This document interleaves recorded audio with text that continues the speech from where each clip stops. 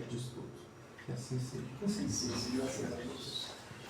Bom, então na semana passada nós iniciamos esses estudos sobre o transe, trouxemos a primeira parte e hoje nós vamos concluir a respeito do transe.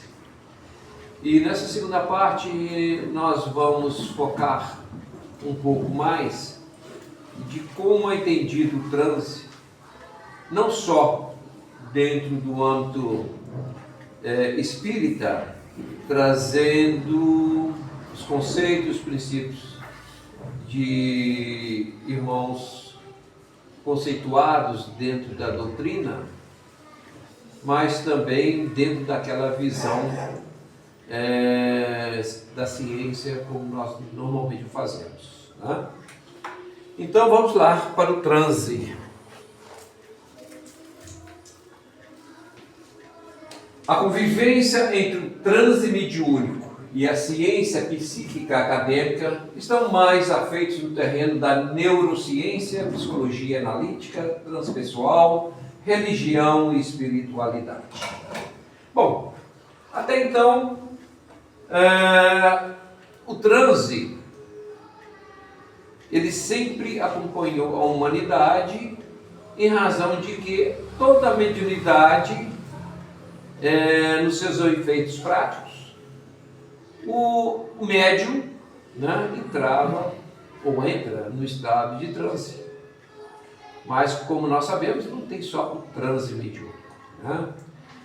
Tem várias formas de transe. Então, à medida que esse estudo avança, a ciência também acompanha de perto esse avanço. E hoje nós temos aqui um novo integrante, né, dos estudos do transe, que é a neurociência, que veio compartilhar conosco uma vivência, uma experiência muito rica, considerando que antes nós tínhamos a psicologia analítica de Carl Jung, que deu um grande pontapé inicial, né, para que mais tarde pudesse vir sedimentar a psicologia espírita através de Joana de Ângeles, né, de Valdo Franco. A religião sempre esteve presente, mas a partir desse avanço é que nós começamos a entender e compreender o transe na sua forma mais intrínseca, na sua forma mais definida, porque era muito comum nós ouvirmos falar em transe. O que é transe, né? Como que o organismo reage diante de um transe? Quais são os efeitos neurológicos, fisiológicos, químicos de um transe? E qual o objetivo dos transes? Então, à medida que a ciência começou a buscar e a pesquisar, o transe começou a ter uma nova dimensão para todos nós. Dr. Júlio Pérez, ao integrar a neurociência, a psicologia e a espiritualidade, oferece uma análise sofisticada da dupla personalidade e suas consequências psíquicas, mentais e espirituais. Como nós já falamos no estudo da semana passada, né? Dr. Júlio Pérez então vem fazer um trabalho espetacular dentro da área da ciência, onde ele procura fazer e ampliar essas pesquisas juntamente com outros pesquisadores, a exemplo do Alexander, aqui de Juiz de Fora. E o Dr. Júlio vem realmente se projetando bastante com esse trabalho dentro da neurociência, mostrando essa outra fase, ou outra face, ou a outra dimensão do transe, que até então era desconhecido por nós. Embora o transtorno dissociativo de identidade, TDI, seja uma condição médica que demanda tratamento psicológico e psiquiátrico, existem fenômenos que se assemelham a ele, mas que são, na verdade, manifestações mediúnicas. Ou seja, à medida que a ciência vai avançando, à medida que a neurociência vai trazendo informações, à medida que a psicologia avança, aquilo que anteriormente poderia ser entendido apenas como uma enfermidade, ou como um distúrbio, ou como um transtorno, hoje, com uma avaliação mais profunda, nós podemos verificar que talvez não seja uma TDI, talvez possa ser uma manifestação mediúnica, da qual a pessoa não tem o conhecimento dessa sua mediunidade, e aí pode ser confundido com alguma enfermidade psíquica ou mental. Nós já tivemos aqui no Lar de Maria a oportunidade de trabalharmos uma certa época de uma pessoa que esteve aqui conosco, e ela tinha todas as características aí. E no final nós conseguimos, né, verificar que ela tinha essa dupla personalidade, que antes falava-se dupla personalidade. Hoje é transtorno dissociativo de identidade.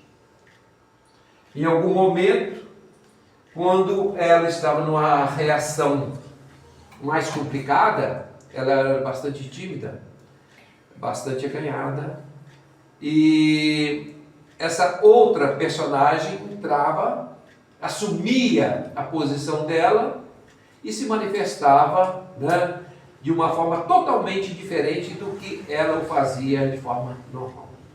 Eu já vi uma reportagem, pessoas de fora, né, do Brasil, que ela tinha 4 personalidades. Sim. E era assim, era tímida, aí tinha outra que era atrevida, tinha outra que tomava frente. Então, cada situação se dividia nessas 4 personalidades. Isso aqui para nós foi muito interessante, porque isso foi em 2018, e nós tivemos a oportunidade de estar comentando esse fato, né, com o Dr. Alexander, que ele, na época ele estava participando da CONUPS, e eu tive a oportunidade de estar participando lá também, e aí conversando com ele sobre várias situações, naqueles intervalos que tinha. E aí eu comentei sobre a situação, né, e ele fez essas colocações. E hoje a gente vê a ciência aí trazendo para nós, né, essa afirmação que nos deixa bastante animados nesse campo, sabendo que nós temos ainda muito a avançar. Mas nós sabemos que nós temos uma condição, né, quando eu falo nós, eu estou falando das casas espíritas, para que possam desenvolver esses trabalhos de uma forma mais assídua. Tem a ver com o transtorno bipolar ou não? Não. Não tem. É bem diferente. Mas aí a mulher ficou só com uma personalidade? Oi? Aí a mulher ficou só Sim. com uma? Aí, porque à medida, quando a pessoa entende e aceita e começa a trabalhar isso, né? Como fosse qualquer outra condição, qualquer médium, à medida que o médium desenvolve, ele começa a ter domínio de si mesmo. Feliz dela, né? Ter essa iniciativa. Sim.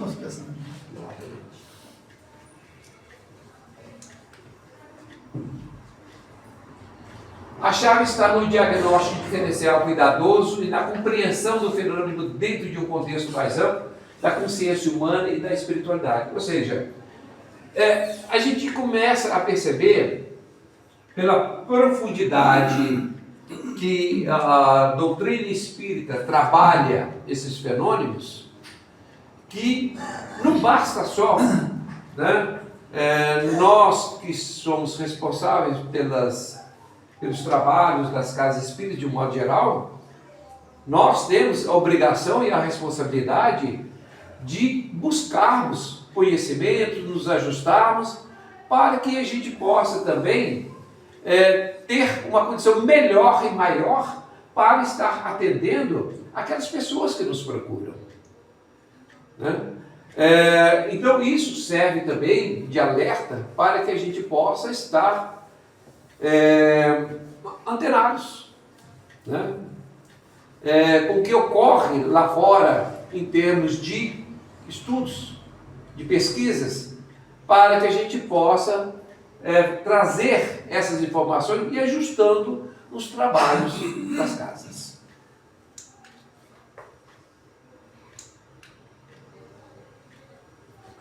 Portanto, o transe mediúnico é um estado alterado de consciência. E considerando que durante algumas décadas atrás, quantos foram parar no manicômio por conta da sua mediunidade, né? Então hoje nós temos e podemos afirmar com muita convicção que houve um avanço muito grande. Que embora compartilhe algumas características neurofisiológicas com outros transes, como no caso a hipnose, a meditação, apresenta características próprias. Aí a partir daí a gente começa a ver que nem todos os transes são iguais, né? Ou seja, o transe mediúnico ele difere do transe hipnótico, o transe de meditação e outros transes mais que haja por conta de medicamentos, de drogas e N situações. O transe mediúnico ele vai nas pesquisas vão ser demonstrados que ele tem uma particularidade, né, que o faz diferenciar, que o faz diferente em relação aos demais transes. A diferença está em seus efeitos no cérebro, neurais e sinapses, especialmente quando observado em médiuns experientes e saudáveis. A pesquisa neurocientífica sobre o tema, embora começando agora, dando seus primeiros passos, já aponta para um rumo, o norte, do qual nós esperamos que em breve a gente possa ter maiores afirmações desses estudos. O transe hipnótico, por sua natureza, foca na sugestibilidade e na concentração, comumente associado ao aumento das ondas cerebrais θ e alfa, podendo haver desativação de áreas associadas à consciência do eu e ao controle voluntário. Então, quando se faz o transe hipnótico, e a hipnose ela tem várias fases, e dependendo de como a pessoa recebe essa sugestão para o transe, porque o transe é fundamentado na sugestão, ele vai reagir de uma determinada forma no nosso cérebro, né? Por quê? Como o nosso cérebro se comporta por ondas, à medida que ele vai entrando no transe, a tendência ele é diminuindo cada vez mais, desacelerando, até que ele possa ficar num estágio, né, de pouco movimento, permitindo que, neste momento, situações ocorram para que se confirme essa situação do transe, podendo haver desativação de áreas associadas à consciência do eu e ao controle voluntário. Mas nós sabemos também que por mais que o indivíduo saia da sua consciência de vigilância, ele não fica totalmente despreparado em relação a sua condição do eu. Ele ainda assim, ele tem o seu reflexo, ele ainda assim tem a sua condição mínima, na verdade, mas de se permanecer ali, não digo com lucidez, mas com um certo ainda domínio sobre si.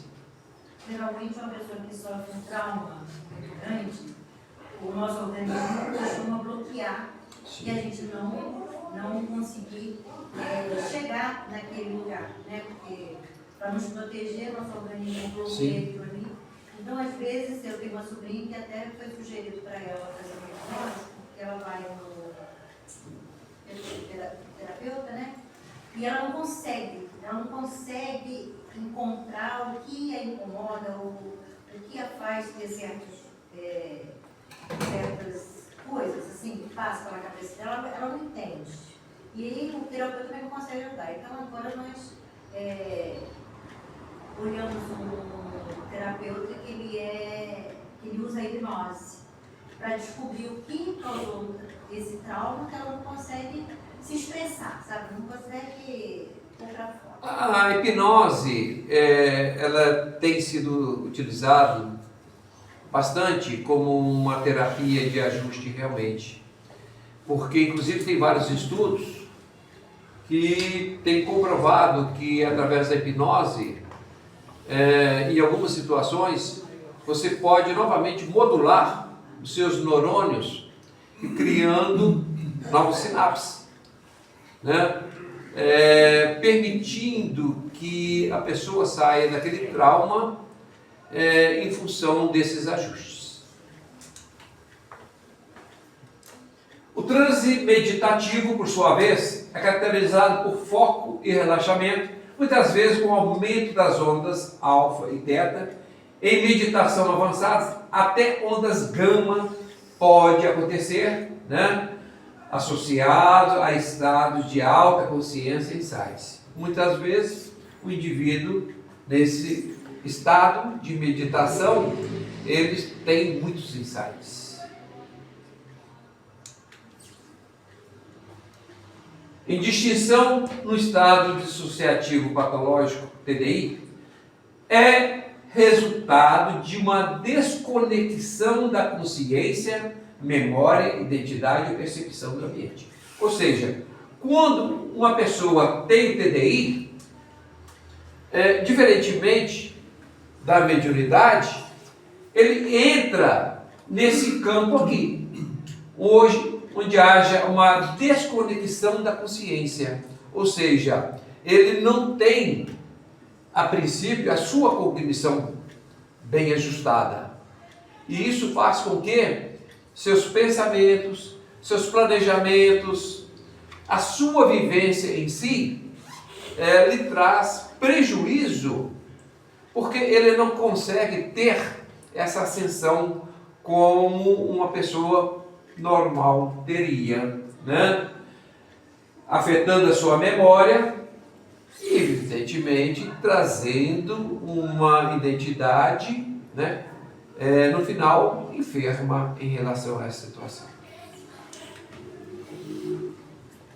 A existência do TDI pode apresentar disfunções em áreas cerebrais, de informações sensoriais, emocionais, cognitivas, frequentemente ligadas a traumas, produzindo comportamento disfuncional. Como ainda são estudos que estão iniciando, vários traumas dos quais nós passamos, quando crianças, ou mesmo no ventre da mãe e tudo mais, né, pode trazer consequências futuras. E são esses traumas, muitas vezes, que vêm a se manifestar já na pessoa adulta. E através desse acompanhamento, desse rastreamento, dessa análise, então vai se chegar a essas conclusões. Pesquisas com médiuns, psicógrafos experientes têm demonstrado uma diminuição da atividade hipofrontalidade em áreas do córtex pré-frontal, especialmente no lobo frontal esquerdo.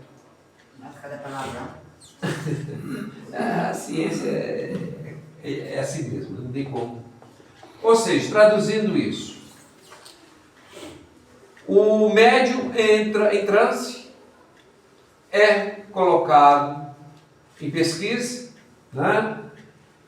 E nessas pesquisas, à medida que ele vai psicografando, ou através da psicofonia vai falando, essas áreas frontais passam a ter incidências maior, volume maior de sangue, de temperatura diminui, uma série de situações diferentes de como ele reagiria, o cérebro reagiria, se ele estivesse no estado de vigília ou em outros transes. Então começaram a perceber que durante aquela condição que o indivíduo está sob efeito mediúnico, o seu cérebro tem um comportamento diferente. Por que isso é importante? Esses estudos tem que ser Sim. um horário de trabalho, né? Não, isso é feito em laboratório com pesquisas com uma infinidade de pessoas, com uma infinidade de médios, é pesquisas Aí o médico, a nível. Mas o médico já está lá trabalhando com alguém. Não, são esses pesquisadores, são médicos. Ah, São esses médicos espíritas, pesquisadores, que estão fazendo esse trabalho. sim, provavelmente tem um trabalho, esse trabalho mediúnico, né? Sim. Porque a pessoa não vai também chegar e falar. Né? Não. São Entrar em catalogados clínica. os médios. Esses médios vêm, eles se prontificam a servir como cobaias, né, para esses testes, esses exames e tudo mais. Provavelmente deve comparar com quem não tem atividade. Exatamente. Com certeza. E que tem, já sabe que tem, outro que não tem. Inclusive com familiares e tudo mais. Exatamente. Então, é exatamente isso aí, entendeu? E tudo dentro de um processo muito bem elaborado, do qual a ciência busca responder essas informações. Do que serve isso para nós? Para que se presta isso para nós? E muito. Para que a gente possa cada vez mais ter a certeza, a convicção de que a mediunidade, além de ser uma coisa natural, ela é e poderá ser muito mais uma coisa altamente benéfica para todos nós. Né? Porque tem várias formas de mediunidade. Nós já tivemos aqui nessa casa médium que tinha a capacidade de fazer uma leitura das pessoas que estavam enfermas, dos seus órgãos, das suas energias, e ver como é que estava. E depois iam fazer os exames laboratoriais e de imagem e tudo mais, confirmavam esses fatos. Então isso é uma coisa natural para muitos médiuns. E quando você faz isso de uma forma convicta, respaldado na medicina, na psicologia, na neurociência, isso traz, né, um alento e ao mesmo tempo um dinamismo muito grande. Evita, né, um diagnóstico até invasivo, alguma coisa assim, pode mudar realmente. Né? Então, isso tem um aspecto positivo muito grande. A hipótese provável é que essa desativação do córtex permite que o médium saia do caminho, possibilitando a passagem mais ou menos livre para que a comunicação do espírito comunicante pudesse ocorrer com mais liberdade. E aqui, né, é interessante, porque o termo que ele usa, ou seja, quando o médium está em transe, nós estamos falando aqui de transe, né? O espírito do médium, a alma, ela não está manifestando. Quem está manifestando é o espírito comunicante que está utilizando do corpo do médium para poder fazer essas manifestações. E aqui ele brinca, né? Então há uma desativação do córtex. Ou seja, de uma forma de vigília, não haveria essa desativação. É como se o indivíduo estivesse no relaxamento total, né? E o médium sai, isso aqui evidentemente uma forma de expressão, que nós sabemos que não funciona assim, né? O médium sai do caminho para a entidade entrar e manifestar, né? Porque nossa... não estou comparando, né? Não é uma comparação, não. É mais ou menos assim, uma vez que eu tomei vodka e eu simplesmente não sabia o que eu tinha feito. Mas não lembrava de nada mesmo. Eu tive um... Não, na verdade não seria bem aí. Você estava bem. Mas eu fiquei... Não, eu... Apesar de que a voz não deve ser ruim, não. Mas não é... Não é que eu peguei um trauma, Aham. eu não posso nem falar. Não, é como se a pessoa, ele para que a entidade se manifeste, ele não pode estar naquele corpo. Entendi. Ele se afasta e deixa que a entidade se manifeste naquele corpo, né? Por isso que ele vai. Ó, ele sai do caminho, ele não atrapalha. Ele não fica... Continuei na atividade, diz as pessoas. Porém, eu não me lembrava absolutamente de nada mesmo. O médico não toma vodka. Não. Possibilitando a passagem mais ou menos livre para que a comunicação do espírito comunicante pudesse ocorrer com mais liberdade. Embora escrita ou fala mediúnica possa ser complexa, elaborada, e normalmente é. A gente vê, basta ver a psicografia, né, do Chico, Valdo Franco, o quanto que é elaborada, né, esses textos, esses livros, essas obras que são publicadas. Embora escrita ou fala mediúnica possa ser complexa e elaborada, estudos de neuroimagem mostram padrões de ativação ou desativação atípicos nas áreas da linguagem e da criatividade. Ou seja, mesmo que durante o transe esse médium possa estar produzindo esse material complexo, vamos supor que ele esteja psicografando um assunto científico de alta complexidade, sobre biologia, sobre física quântica e tudo mais, que, naturalmente, se estivesse em vigília, exigiria um esforço muito grande de alguma parte do seu cérebro para que ele pudesse realizar aquela função. Mas, com essa aparelhagem, com ele no estado de transe, isso não ocorre.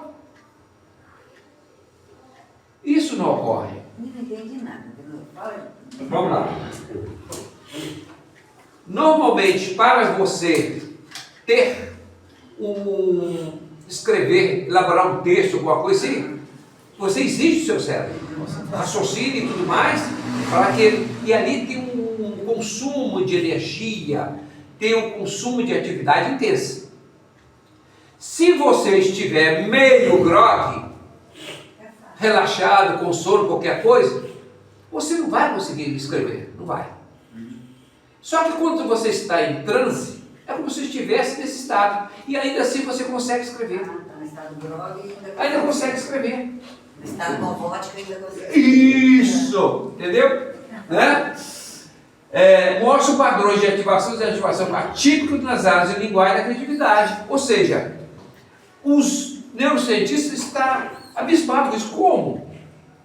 Que ainda nesse estado que ele se encontra, ele consegue ter uma atividade tão intensa, tão bem elaborada. Então isso chama atenção.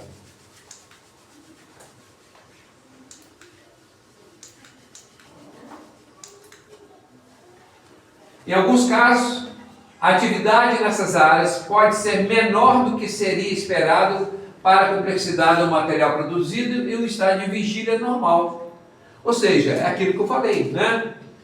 O que é um dos achados mais intrigantes e difíceis de se explicar pela neurociência convencional. Então, eles não conseguem, dentro do conhecimento que hoje eles têm da neurociência, explicar por que num estado de transe, elaborando esse material, o cérebro tem aquele comportamento. É só Deus. Explica. Né? Por quê? Eles, dentro de uma visão científica, nós espíritos sabemos por quê. Porque ali, lógico, tem um espírito comunicante ali. Agora eu voltei. Para eles até admitir isso, eles têm que Uai. provar até o final. Ah, vai dar uma dica do cara, vai ser errado. Isso sugere que a mente consciente do médium pode não estar ativamente envolvida na geração do conteúdo da mesma forma que estaria na escrita ou na fala comum ao escrever ou discursar quando o mesmo estivesse sob o efeito de um transe mediúnico genuíno. É interessante quando tem vários casos, né? E tem um que Divaldo Franco de vez em quando contava que toda vez que ele ia fazer um estudo, uma palestra, uma conferência, qualquer coisa assim, né? Ele estudava, pesquisava e se preparava para aquilo. Ele ia para as palestras quando ele estava iniciando, né? E a coisa acontecia uma beleza. E ele pegou um dia lá e falou assim, gente, peraí, eu acho que eu estou dando bobeira. Eu acho que não preciso ficar dedicando tanto tempo estudando, pesquisando, fazendo isso, não. Se na hora lá eu entro em transe, esses espíritos manifestam e falam por mim, e dão um show, não faz isso mais não, não faz isso mais não. Aí ele deu uma escorregada, um belo dia lá numa dessa, eu acho que não vou precisar disso, de me preparar assim não. E foi do jeito que é coisa. E aí começou a fazer e não vinha nada. Não vinha nada na cabeça dele, não vinha nada. Ele ficou preocupado com aquilo. Aí já estava apertado. Aí ele viu, ó, é a última vez que você me faça isso. Eu vou ajudar em respeito ao público que está aí. Não é você. Você tem a obrigação, a responsabilidade de fazer a sua parte. Aí, né? Então o que acontece? Mas a gente sabe, né, perfeitamente que eles ajudam, vão ajudar? Sim, mas nós temos que fazer a nossa parte. O que percebemos é que a prática contínua, olha só que interessante isso aqui. O que percebemos é que a prática contínua da mediunidade leva à adaptação neurais. Nós já falamos aqui sobre a praticidade dos neurônios, não é isso? Inclusive, como quando nós trabalhamos aqui situações dessa plasticidade, que é uma das características do perispírito, né? A plasticidade sináptica estrutural no cérebro do médium, tornando mais apto a entrar e sair do trânsito de forma controlada e eficiente. Ou seja, da mesma forma que a gente vai se ajustando para fazer um determinado trabalho, com o tempo você vai amadurecendo, vai adquirindo experiência, vai adquirindo mais habilidade e você vai se firmando mais naquela atividade. Com a mediunidade não é diferente. Nós precisamos ter esse entendimento, esse conhecimento, para que a gente possa desenvolver essa mediunidade que nós temos de uma forma a nos capacitar para que a gente possa cada vez mais tornarmos médiuns eficientes. Né? Senão seria muito fácil, como aconteceu com o Divaldo Franco. Senão seria muito fácil, eu não precisava estudar, não precisava pesquisar, não precisava dar nada de si, se na hora os médios, o espírito vinha, resolvia para ele, acabou. E não é assim. Então, à medida que o médium desenvolve, esses caminhos vão sendo pavimentados, Sim. né? Criando-se uma condição maior e melhor de comunicação com o plano espiritual.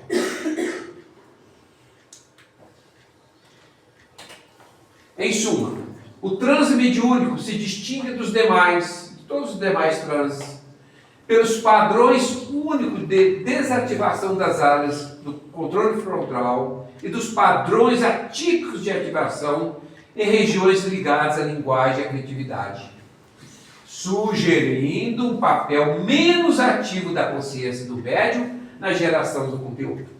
Ou seja, em relação aos demais transes, o médium, como é um estado de alteração, né, que ele sofre, quando termina o transe, ele volta ao condição normal dele. Então, essa alteração, essa modificação, só vai ocorrer em função do transe. E isso vai trazer algum prejuízo físico e psíquico ou qualquer outra forma para o médium? Não, muito pelo contrário. Né? Então, a capacidade que o médium tem de desenvolver-se, ele deve utilizar disso como uma ferramenta para si. E com outro detalhe, à medida que esses irmãos utilizam do médium como ferramenta para poder transmitir as suas mensagens, e essas mensagens são úteis para a população, a humanidade de modo geral, aquelas informações que estão sendo repassadas ao médium, o médium também aproveita como ensinamento. Porque ao passar pelo filtro dele, ele vai aprender também com aquelas mensagens. Então ele vai se enriquecer também com esses conhecimentos. Então ele lembra do que ele falou, ou do que ele... Muitos dos médios, sim, porque nós temos mediunidades conscientes, que é uma mediunidade mais viável. Então, traduzindo, o corpo ele fica vivo e tem um espírito do lado, que controla esse corpo. Para haver o trânsito, um outro espírito, ou um ser superior, aproximar esse espírito, ele para o controle um pouco, mantendo ele por 20%, Sim. O corpo ficar vivo, apto a continuar a sobreviver, e o outro ele deixando espaço para aquele outro dominar e passar as informações que ele quer. Exatamente isso. Oi? Não, ele está falando da forma como a comunicação ocorre. Mas às vezes o espírito não fala só, não usa o corpo, fala só com o médium também, né? Entendeu a diferença que fala? Não, sim, porque na verdade a comunicação se faz de perispírito para perispírito, não é isso? De perispírito para perispírito. Então, o que ele quis dizer é o seguinte: quando o perispírito está 100% no corpo, não há essa comunicação. Para que haja qualquer tipo de comunicação, tem que haver o transe. Porque através do transe, ele vai permitir que essa comunicação... Só que, muitas vezes, esse transe é consciente. Porque não quer dizer que o transe vai deixar a pessoa inconsciente. Entendeu? Não entendi. Eu não estou sabendo expressar. Oi? Eu não estou sabendo expressar. Deixa eu depois eu vou entender. Eu acho que eu entendi o que você está falando. Por exemplo, você pode estar aqui agora e de repente o espírito fala com você isso. É mais ou menos isso. Tem pessoas que têm essa não sei agora explicar. Sensibilidade. Isso, esse tipo de mediunidade. Que às vezes a pessoa está ali com o outro e de repente ela recebe uma mensagem ali. Sim. Mas isso a todo momento Mas isso acontece. acontece permanentemente. Pelas Pelas inspirações, pelo... Sim, sim. Entendeu? Sugerindo um papel menos ativo da consciência do médium na geração do conteúdo. Ou seja, o espírito, a alma, nesse momento, ele não utiliza 100% do seu corpo, para que essa entidade possa utilizar desse corpo para essas manifestações. E isso para qualquer forma de de fenômeno mediúnico. Se for na uma parte, se for psicofonia, é mais mental, né? Agora, se for uma psicografia, aí precisa se utilizar do corpo, né? Então, talvez esses 20% de afastamento, né? Porque eu acho que o cara quis dizer porque a gente recebe como voz, Sim. sem ter que ter a propriedade em si do espírito sair, né? Né? É assim, ele pode afastar, mas mentalmente a gente vai. Mas para que você possa receber essa comunicação, você precisa estar em condições Estado de transe trânsito. para poder receber, ouvir. Né? Mas se o espírito afasta 100% do corpo, esse corpo vai desencarnar ou falecer. Sim, perfeito. Então ele não pode afastar 100%. Não, definitivamente não. Só um determinado Só, sim. processo, outro fim, e poder manifestar. Aham. Esses percentuais nós estamos usando aqui como uma forma didática, ilustrativa, para compreensão. Mas, Eu gosto de concentrar. não, tá certo, é mais fácil de entender. Mas, na verdade, essa matemática não existe nesses fenômenos. Né? Mas, para entendimento, é isso mesmo. A psicologia vê o transe como um estado alterado de consciência, onde há uma concentração intensa e um foco seletivo, geralmente acompanhado de um relaxamento profundo. Então, segundo o entendimento da psicologia, a psicologia vê o transe dessa forma, né? Uma concentração intensa e um foco seletivo, geralmente acompanhado de um relaxamento profundo. Este é o entendimento da psicologia sobre o transe.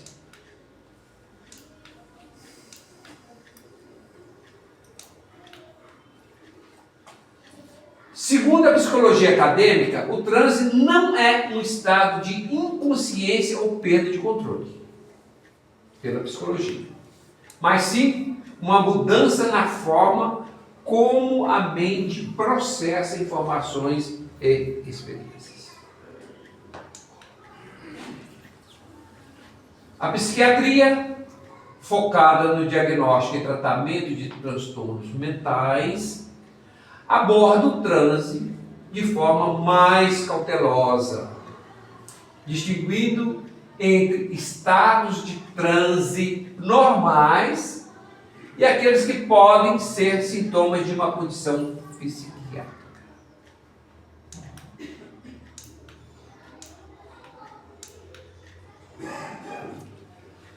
Já a neurociência busca entender as bases cerebrais em relação ao transe e os mecanismos fisiológicos do transe, ou seja, ele mapeia para ver como que o cérebro reage diante desses transes.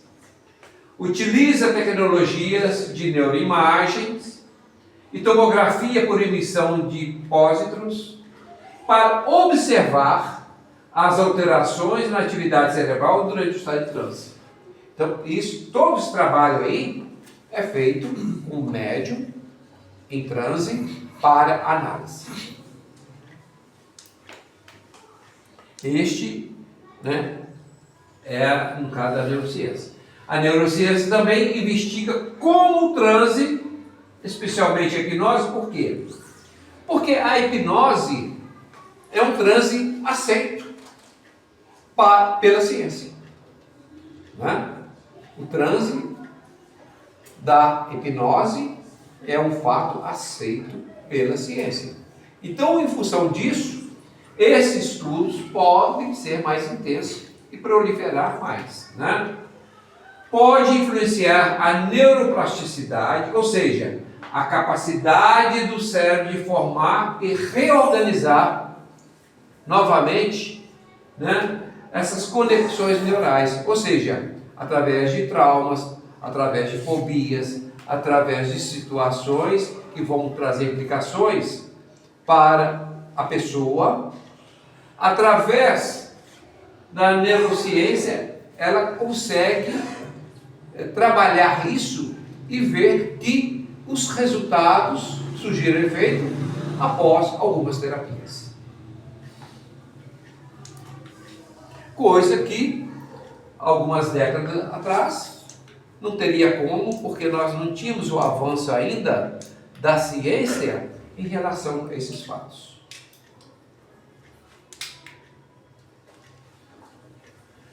Os estudos da neurociência permitem explicar como a hipnose pode ajudar a criar novos caminhos neurais para permitir comportamentos mais saudáveis, a exemplo do alívio das dores. Então, é uma forma que se busca para ter esse tipo de trabalho. Agora nós vamos começar a trabalhar um pouco na doutrina espírita sobre a questão, né, do transe. Na doutrina espírita, o transe mediúnico é o estado essencial que possibilita a comunicação entre os espíritos desencarnados e os encarnados, por intermédio de um indivíduo dotado de faculdade mediúnica, né, que é o médium, sendo um estado natural, embora especial, de emancipação da alma. O que é emancipação da alma? O que vem a ser emancipação da alma? A alma livre, está livre. É o que nós falamos, o afastamento. Né? É, o afastamento. Eu falei evolução. André Luiz reitera a ideia de que o transe mediúnico é um estado de emancipação da alma do médium.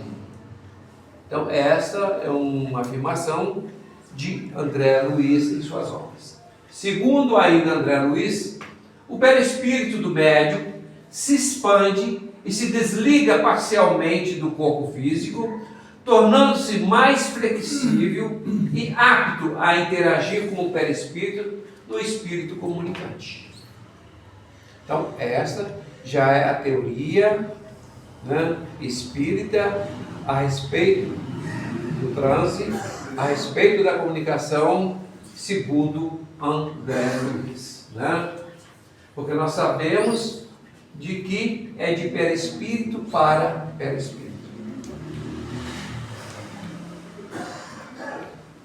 André Luiz destaca ainda que essa emancipação cria um campo de sintonia vibratória de interação. É como se, nesse instante, houvesse uma irradiação, permitindo essa comunicação com a entidade.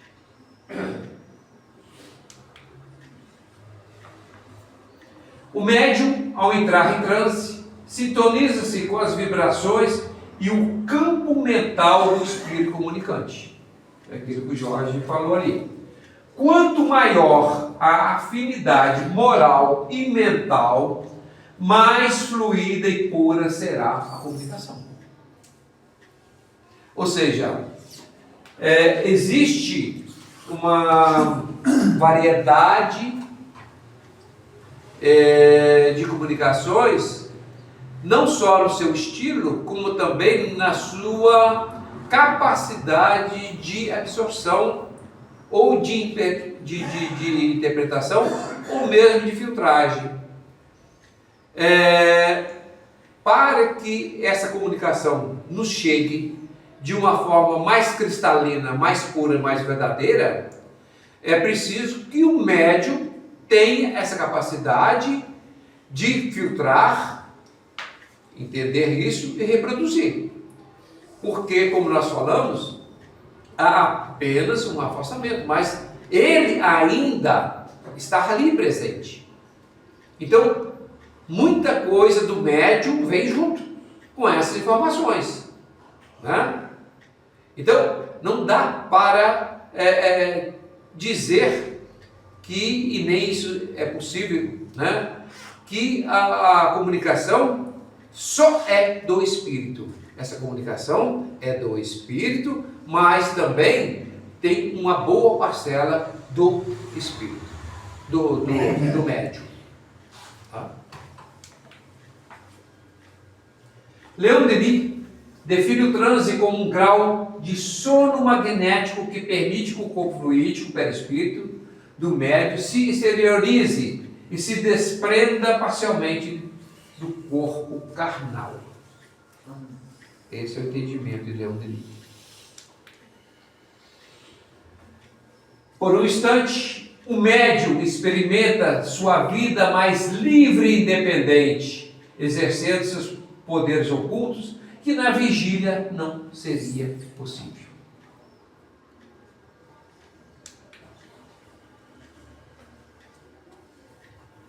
Para Denis, o transe é a chave que abre a porta para o mundo invisível, permitindo que a humanidade receba as luzes do além e comprove a imortalidade da alma, a imortalidade do ser. Ou seja, então através do transe, através dessa manifestação mediúnica, essa comunicação com o mundo espiritual faz com que haja essa credibilidade, essa comprovação da existência dos espíritos.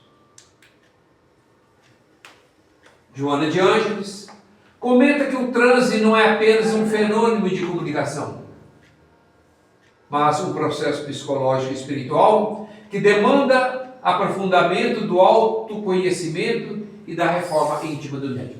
Aqui nós trouxemos os conceitos de definição de alguns historiadores, de algumas entidades, né, para que a gente possa entender como que existe o posicionamento a respeito do transe, a respeito da mediunidade, e à medida que isso vai avançando, outros detalhes vão sendo também colocados nessa cesta, vão sendo ampliados.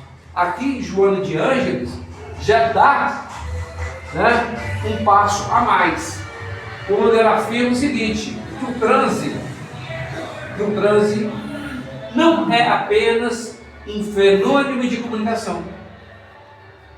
Ela vai um pouco mais além, mas um processo psicológico Que é o conhecimento.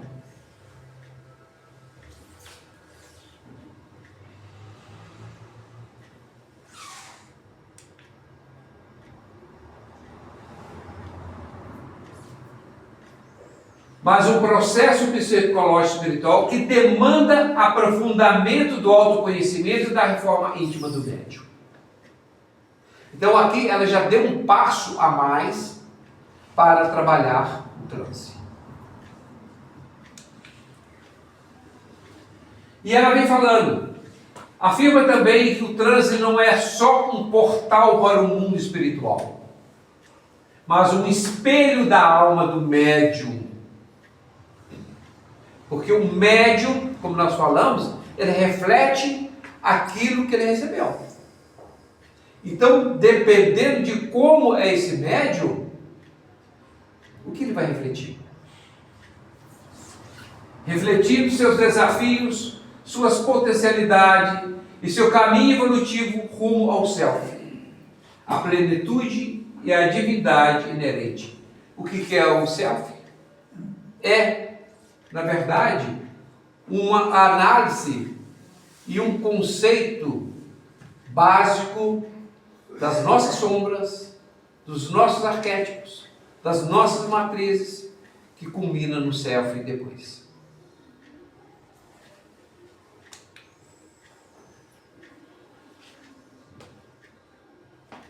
Aprofunda a compreensão do transe mediúnico sobre uma perspectiva da psicologia espírita, que integra os postulados da doutrina espírita com os conceitos da psicologia profunda, especialmente de Jung. Aqui, ela vai ser uma situação bastante interessante, porque nós sabemos que Joana de Ângeles, ela tem um verdadeiro tratado sobre a psicologia espírita. E como que isso ocorreu, de que forma isso ocorreu, em que momento isso foi oportuno para a humanidade de modo geral, né? Então, ela aprofunda a compreensão do transe mediúnico sob uma perspectiva da psicologia espírita, que integra os postulados da doutrina espírita, ou seja, ela não afasta da doutrina espírita, ela continua adotando os mesmos princípios e conceitos da doutrina espírita, só que através da ampliação da psicologia de Carl Jung. Em suma, Joana de Ângeles eleva o conceito de transe a um patamar mais profundo, conceituando diretamente aos mecanismos da psique humana, à luz da psicologia junguiana e da doutrina espírita. Ela começa agora a trabalhar a doutrina espírita, aproveitando informações, conteúdos trazidos por quem? O Jung, na psicologia analítica. Posto que Jung, o transe não era primariamente um canal para a comunicação com o espírito externo no sentido espírita. Isso aqui já é afirmação de Jung, Carl Jung, né? Que foi, por sua vez, discípulo de Freud. Só que, enquanto Freud estava na psicanálise, ele adentrou na psicologia analítica. Um estado de consciência alterada que permite um acesso privilegiado aos conteúdos do inconsciente, tanto pessoal quanto coletivo. Veja só, Jung precisava defender uma tese. Ele precisava fazer as suas colocações. Mas ele precisava também de fazer com que isso fosse aceito pela comunidade da época. Isso por volta do ano de 1900. Né? Então ele precisava dar esse sentido. Então, o que ele faz? Com essa abordagem inicial, Jung possibilitou a integração de conteúdos para o avanço da ciência, o que, para a época, eram temas considerados ainda muito sensíveis no meio científico. Por que Jung teve essa preocupação de modular isso de forma a não chamar tanto a atenção do mundo científico da época? Jung, em sua teoria, desenvolveu o processo da individuação. O que é isso? É o desenvolvimento completo, singular, da personalidade do self. Aí Jung já começou a trabalhar a questão da personalidade de um self de uma forma mais aprofundada, abrindo caminho para estudos futuros sobre o tema. Jung teve seu contato mais intenso e formativo com o espiritismo e fenômenos mediúnicos desde a sua juventude. Aí está a explicação. Aqui, gente, me permita fazer um parênteses, hein? Já veio preparado para. Ou seja, Joana de Ângeles, no seu trabalho de psicologia espírita, ela simplesmente ampliou os trabalhos de Jung. Nada vem por acaso e nem fora do tempo. Da mesma forma que Chico Xavier, Divaldo Franco, deram o impulso na doutrina espírita com Allan Kardec, aconteceu aqui dentro da psicologia. Um compromisso, já vem preparado. Né? Então ele precisava abrir essas portas para continuar os estudos. E ele não podia dar as afirmações nos suas pesquisas, nos seus estudos, se ele não tinha na época instrumentos para fazer as afirmações que hoje nós temos. Essas imagens, a partir de 1950 para cá, que nós começamos a ter. Então ele não podia fazer isso. Seria Cautela que tinha, seria expulso da comunidade científica. Louco, né? Então teve o espiritismo e fenômeno mediúnico desde a sua juventude, e início de sua carreira profissional por volta do final do século XIX e início do século XX. Em sua tese de doutorado, Carl Jung, no final do século XIX, optou por estudar psiquiatria, principalmente porque ela combinava o biológico com o espiritual, algo que ele buscava, interessava e queria aprofundar os estudos. Curiosamente, Jung defendeu sua tese de doutorado em 1902 com um tema muito intrigante, versando a mesma sobre psicologia, patologia dos fenômenos ditos ocultos. Esta foi a tese de doutorado de Carl Jung, em 1902. A tese era com base na mediunidade, onde ela analisou vários casos de médiuns, entre eles da sua prima Helena, que era médium, uma menina de 15 anos, explorando os fenômenos mediúnicos de uma perspectiva psicológica, buscando uma explicação médica para o comportamento mediúnico.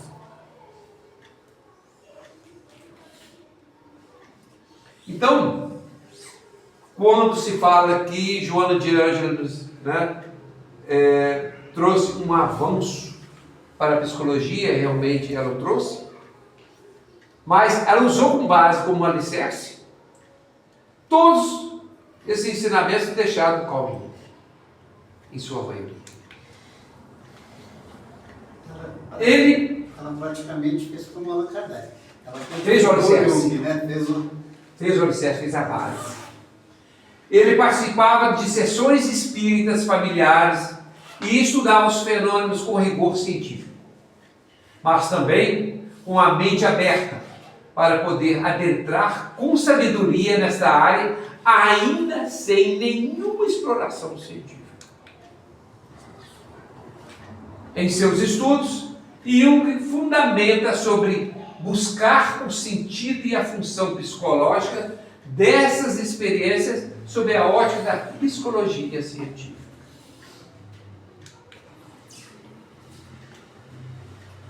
Jung, cauteloso, não via seus estudos como patologias a serem suprimidas e nem como provas irrefutáveis da existência de espíritos externos.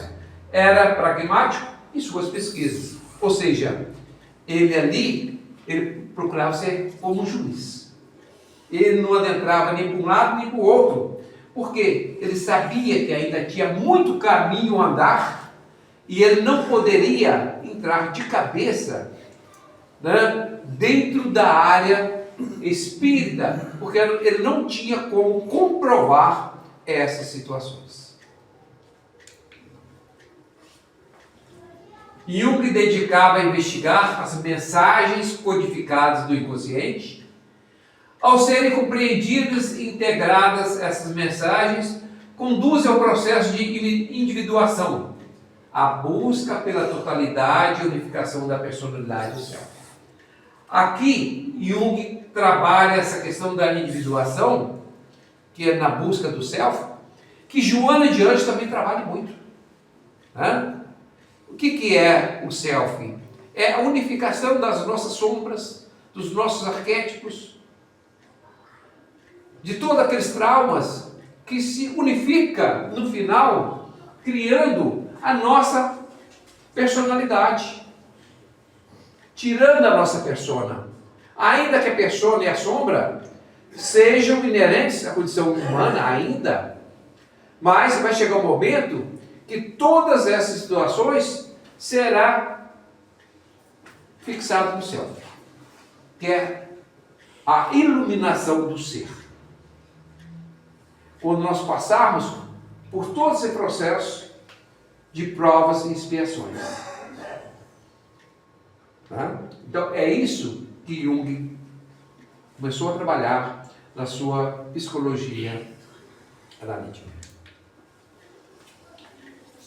A interação com essas representações psíquicas, com exemplos, os arquétipos, na visão de Jung, constitui um diálogo profundo com o self. Estudos que foram seguidos mais adiante por nada mais, nada menos que Joana de Ângeles.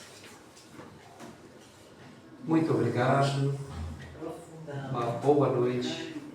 Fica aí essa luzinha, essa lanterninha, para que a gente possa dar continuidade a esses estudos, como nós sempre falamos aqui, né?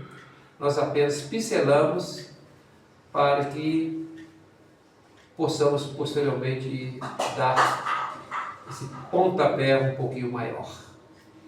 Mas esse tema, né? Hoje nós terminamos aqui, e semana que vem traremos novos temas, outros temas de estudo. Sebastião, por favor.